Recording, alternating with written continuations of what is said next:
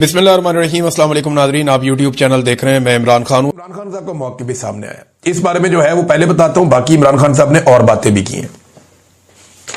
एक तो इमरान खान साहब ने कहा जी तहरीक लब्बैक पे जो गोली चली उसकी उन्होंने मजम्मत की। उन्होंने कहा जी ये गलत है। तशद्दुद की उन्होंने मजम्मत की, तशद्दुद के खिलाफ उन्होंने एहतजाज की हिदायत की है। साथ इमरान खान साहब ने कहा जी कि गोली निहत्ते लोगों पर चलाना जो है वो इसकी कोई इजाजत नहीं होनी चाहिए, ये गलत हुआ। तो इमरान खान साहब ने अपनी पहली ही मुलाकात में तहरीक लब्बैक के हवाले से अपनी पॉलिसी क्लियर की और उन्होंने कहा जी कि ये जो कत्लेआम हुआ ये गलत हुआ, ये ऐसे नहीं होना चाहिए था। दूसरा, इमरान खान साहब ने कुछ फौज के बारे में और तालिबान के बारे में भी अपना स्टेटमेंट और ये जो दहशतगर्दी इसके बारे में अपना स्टेटमेंट दिया है। बैरिस्टर सैफ जो स्टेटमेंट बाहर लेकर आए, इमरान खान ने कहा है कि दहशतगर्दी के खात्मे का हल सियासी तौर पर निकालना चाहिए। उनकी फैमिली फौज में है, फौज से उनकी कोई दुश्मनी नहीं है। इमरान खान ने कहा कि गद्दारी के सर्टिफिकेट बांटना बंद होना चाहिए। अफगानिस्तान पर हमलों के नतीजे में दहशतगर्दी बढ़ने का खतरा है। यह बैरिस्टर सैफ ने इमरान खान साहब का पैगाम पहुंचाया। फिर इमरान खान साहब ने कहा कि अगर मैं तनकीद करता हूं तो सियासतदान के तौर पर पॉलिसी पर तनकीद करता हूं ताकि कोई हल निकले। फौज भी मेरी है, मुल्क भी मेरा है और शोहदा भी हमारे हैं। लेकिन ये इमरान खान ने कई दफा कहा, कई लोग ना ये कोशिश करते हैं कि जैसे फौज की और तहरीक इंसाफ की वो जंग चल रही है, या कुछ लोग ये कहना चाहते हैं कि जैसे पाकिस्तान की फौज में और इमरान खान के अंदर कोई लड़ाई चल रही है। नहीं, ऐसा नहीं है।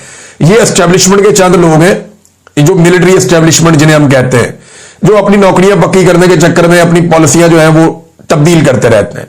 ये जनरल फैद हमीद जैसे, जनरल बाजवा जैसे, अभी बहुत मौजूदा जो DGISI है, आर्मी चीफ है, ये लोग इसी तरह काम करते हैं ना।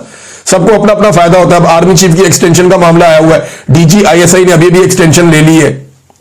तो उनकी जो पॉलिसी है उनके ऊपर तनकीद माजी में भी होती थी, अभी भी होती है, कोई नई चीज तो है नहीं। अब इसका मतलब ये नहीं है कि फौज के साथ कोई दुश्मनी हो गई है या फौज के साथ कोई जंग शुरू हो गई है। फौज एक ऐसा इदारा है जिसको पाकिस्तानी अपना खून पसीने की कमाई में से अपना पेट काट के इन्हें पालते हैं, इस फौज को। तो जिसको पाकिस्तानी कौम अपना खून पिला रही है उससे नफरत क्यों करेगी? अभी आप देखें ना, मैंने 1-2-4 दिन पहले भी कहा था कि अफगानिस्तान हो या इंडिया हो, बाहर से जरा सा कोई पाकिस्तानी फौज को तंग करता है, पूरी कौम फौज के साथ खड़ी हो जाती है। लेकिन सेम टाइम में मैंने ये सवाल भी उठाया था कि फौजी क़यादत जो फैसले करती है, क्या वो वफा निभाते हैं अवाम के साथ जो अवाम उनके साथ वफा निभाती है? ये सवाल अपनी जगह पे मौजूद रहेगा। और मिलिट्री एस्टेब्लिशमेंट को अपनी गंदी सियासत के इस्तेमाल के लिए फौज को बतौर इदारा इस्तेमाल करना बंद कर देना चाहिए। ये बात मैं नहीं, PMLN, पीपल्स पार्टी सारे करते रहे हैं, आज PTI भी ये बात कर रही है। और इमरान खान साहब ने क्लियरली कहा जी फौज के साथ कोई दुश्मनी नहीं है, फौज भी मेरी है, मुल्क भी मेरा है। ये इमरान खान साहब की ओनरशिप है जो हमेशा वो लेते हैं। नाज़रीन, सुहेल अफरीदी आ नहीं रहा। अब सुहेल अफरीदी अब तक की इत्तला के मुताबिक वो आ ही गया है, क्योंकि अदालत ने ऑर्डर दे दिया, पेशावर हाई कोर्ट ने, और चीफ जस्टिस ने कहा जी कि कल शाम 4 बजे तक सुहेल अफरीदी का हलफ ले गवर्नर, और इस बारे में पाबंद कर दिया। अब काला कपड़े मुंह पे मल ली थी गवर्नर ने भी और एस्टेब्लिशमेंट ने भी, और सबने ये कह दिया जी ये तो नहीं आएगा। और टाउटों को मेरा मशवरा है, देखें अब आप एस्टेब्लिशमेंट के अंदर अब वो बात रही नहीं। ये माजी में जो बात करते थे वो पत्थर पे लकीर हो जाती थी, तो आप दावा कर देते थे कि ये तो कभी नहीं होना। तो अब एस्टेब्लिशमेंट के कहने के ऊपर ना आप किसी को खत्म शुद्ध ना कहा करें। एस्टेब्लिशमेंट के कहने के ऊपर या उनकी यकीन दहानी के ऊपर आप कोई बड़ा बोल या बड़ा दावा ना किया करें। अभी कुछ लोग कहते मेरा नाम बदल देना, मैं माफी मांग लूंगा अगर ये वजीर आला बन गया, ये कभी भी नहीं बनेगा, ये बन ही नहीं सकता, फैसला हो चुका है। ये एस्टेब्लिशमेंट आपको कहानियां सुनाती है। वो बेचारे कहते भी ठीक है, उनका ये नीयत भी होती है, लेकिन अब उनमें वो दमखम नहीं है, उनमें वो पसली नहीं है। पाकिस्तानी कौम उनसे बहुत ताकतवर और बहुत आगे निकल गई। अब एस्टेब्लिशमेंट को यू टर्न लेने पड़ते हैं, अपने फैसले बदलने पड़ते हैं। अब आने वाले दिनों में और भी फैसले बदलते हुए देखेंगे। तो मुंह काला किया कुछ लोगों ने अपना। अब बिलावल जो है वो गोंगलुओं से मट्टी झाड़ते हुए गवर्नर को कहता है, गवर्नर साहब आप जहाज लेकर जाएं खैबर पख्तूनख्वा और जाकर अपनी आईनी जिम्मेदारी पूरी करें। तो पिछले 4-5 दिन से क्या हो रहा था, ये जो 8 तारीख से ड्रामा लगाया हुआ है और आज 14 तारीख है, पिछले 1 हफ्ते में आपने इस लेवल का ड्रामा किया है। पीपल्स पार्टी ने ऐसा गंद मारा है, पीपल्स पार्टी ने, ये जमहूरियत की सबसे बड़ी दुश्मन है पीपल्स पार्टी। इनको सिर्फ इक्तदार चाहिए। बिलावल का वो जुमला याद है आपको, ब्रूट मेजॉरिटी, वो बात याद है, डंडे वाली जमहूरियत, यही बिलावल है ना। और अब गवर्नर को पहले बिठाया हुआ था सिंध के अंदर के इधर बैठो, नहीं जाना वहां पे खैबर पख्तूनख्वा। अब जब अवाम भी खड़ी हो गई, वहां वोट भी बढ़ गए, एक भी एमपीए इनसे नहीं टूटा। इनकी सारी उम्मीदें ये थी कि पैसा वैसा खर्च करके वहां पे जो ताकत है एस्टेब्लिशमेंट की उसको इस्तेमाल करके कुछ एमपीएस तोड़े जाएंगे, इलेक्शन को डिले किया जाएगा और अपना वजीर आला लेकर आ जाएंगे। अब इस चक्कर में मौलाना फजलुर रहमान साहब की बातचियां खिल गई थी। मौलाना फजलुर रहमान साहब का किरदार जो है पाकिस्तान की सियासत में हमेशा बहुत अजीब और घिनौना रहा। मुशर्रफ दौर के अंदर मुशर्रफ को सपोर्ट करना हो, मौलाना फजलुर रहमान साहब ने अपना किरदार अदा किया। हर डिक्टेटर को मौलाना फजलुर रहमान ने सपोर्ट किया और उसके बदले में अपने लिए और अपनी फैमिली के लिए फायदा हासिल किया। ये हमेशा इक्तदार के अंदर रहे।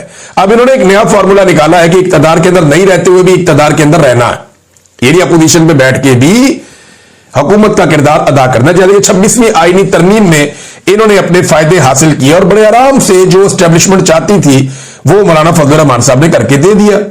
और अब एक मरतबा फिर मौलाना फजलुर रहमान साहब ने अपने भाई को वजीर आला बनाने के चक्कर में जाके चैलेंज कर दिया, अदालत तक पहुंच गए। यानी एक अजीब कालक है, सब अपने मुंह पे मान लेते हैं। फजलुर रहमान साहब के बारे में ना बड़ी प्यारी बात की मुस्तफा नवाज खोकर साहब ने। उन्होंने कहा जी मौलाना फजलुर रहमान की छोटी सी ख्वाहिश क्या है, एस्टेब्लिशमेंट तहरीक इंसाफ के मेंबर्स तोड़कर उन्हें दे दें ताकि वो अपने भाई को वजीर आला बना सके। एक बंदा भी नहीं टूटा। 26वीं तरमीम हो, मुशर्रफ का एलएफओ हो, हर मौके पर मौलाना हलवा खाने के लिए फौरन तैयार हो जाते हैं, बशर्तिया के मीठे का तनासुब ठीक हो।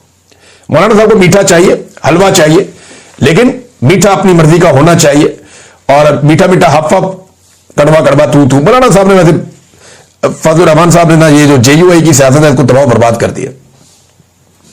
अपने और अपनी फैमिली के जाती फायदों के लिए ना इनको बहुत दफा मौका मिला अवाम में हीरो बनने के लिए, लेकिन मौलाना साहब ने हर मौका जाया किया और बेड़े ही गर्क किया अपनी और अपनी जमात की सियासत का, बल्कि नाम डबो दिया।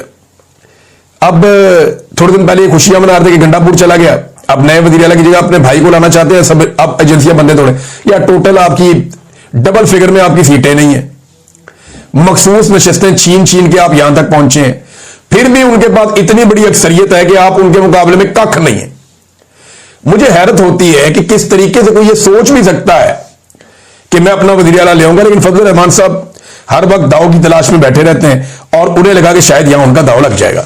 नाज़रीन, तर्जुमान चीनी वजारत खारजा का एक स्टेटमेंट आया और वो स्टेटमेंट जो है पाकिस्तान के उन मिनरल्स के हवाले से है जो डोनाल्ड ट्रंप को दिए गए और पाकिस्तान की और अमेरिका की जो रेयर अर्थ मिनरल्स की डील है उसके ऊपर उनसे सवाल किया गया। उसमें वो क्लैरिटी लेकर आए। अभी छोटी बात है लेकिन मुस्तकबिल में ये चीजें खुलेंगी। और